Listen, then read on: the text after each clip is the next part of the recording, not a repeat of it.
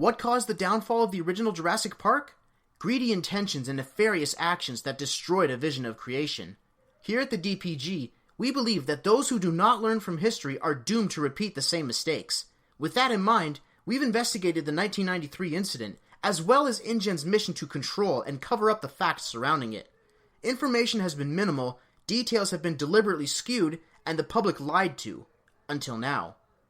The controversial 1993 incident was swept under the rug by InGen during the initial years after its abandonment. The dinosaurs remaining on the island were left to fend for themselves, the families of the victims were supposedly given hush money, and all information surrounding the park was hidden. What happened?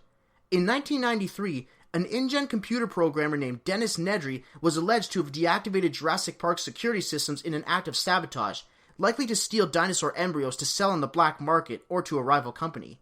This resulted in a catastrophe that not only destroyed the park and cost people their lives, but also exposed InGen's embryonic library to the fallout of the park's abandonment. Theories regarding the incident weren't openly discussed until after a televised interview with Dr. Ian Malcolm in 1995, during which he famously disclosed sensitive information about the events of 1993. However, InGen undertook a dedicated effort to discredit Dr. Malcolm's claims. The company's interference came in the form of several published interviews with company representative Peter Ludlow. Ludlow, armed with years of experience in litigation, used a combination of legal loopholes, misinformation, and outright bribes in order to maintain a favorable reputation for the company.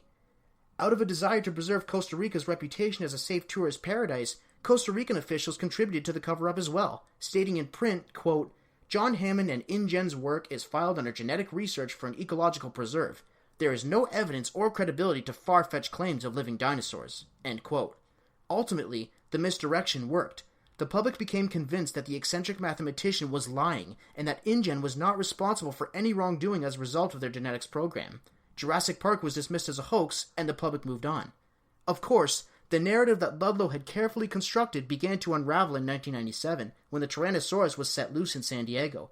This time, the public demanded the truth about what was potentially roaming the islands owned by InGen. Still, it would be years before evidence surfaced that would disclose the true catalyst of the original tragedy. Jump forward to Masrani Global's involvement. Let's take a look at how they chose to handle the 1993 incident. Our founder has some fascinating inside information on how this fresh wave of misinformation was directed behind the scenes. When they began constructing Jurassic World, Masrani Global sought to bury the specter of Jurassic Park. Employees of the company were sworn to keep the original resort out of the public eye. However, Simon Masrani decided to retain select elements of Hammond's original vision, including the old Jurassic Park gate design and a whitewashed history of the previous incarnation of the park. The company had considered having several other exhibits showcasing remnants of the old park, including a gyrosphere tour past the visitor center. However, when Jurassic World turned out to be a smash hit upon its opening in 2005, Masrani Global felt that looking back would prove counter to their business model. Once again, the goal was profit, and the remaining structures of the old park were placed into restricted areas or dismantled. While evidence definitely proving the Jurassic Park saboteur was working on someone else's behalf remains thin, here at the DPG, we refuse to believe he worked alone. When the opportunity for great wealth is presented, great forces will mobilize.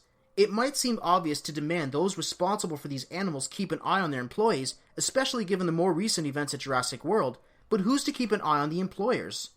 If we are to maintain the well-being of these animals after saving them from Mount Sibo and the safety of the world they inhabit, we must ensure those involved with their safety, including everyone at the DPG, are committed to speaking up at the first sign of betrayal of the public trust. This time, knowledge must not be buried in fear, but wielded openly with power. After all, greed is timeless. Extinction doesn't just rear its ugly head in the form of a volcano. It can come from the misguided motives of a single human, or a covert scheme of large forces pulling the strings. It's our world. These creatures are all our responsibility. So sign up today, and let's save these dinosaurs.